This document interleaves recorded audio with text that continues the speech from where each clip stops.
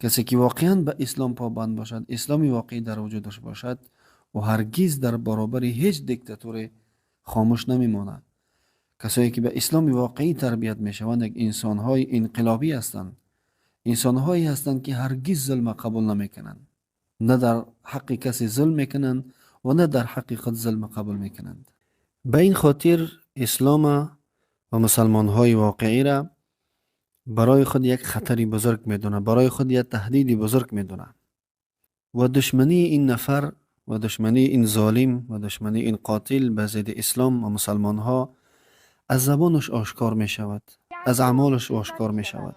آنچه که می گویم این واقعیت است. اگر شما توجه کرده باشید در سخنرانیش، وقتی که این حرفا را میگه مسجد بس، بسیار به یک حقد و کینه، بسیار بر یک روی ترش، حتی از زبانش، از گفتارش معلوم می شود.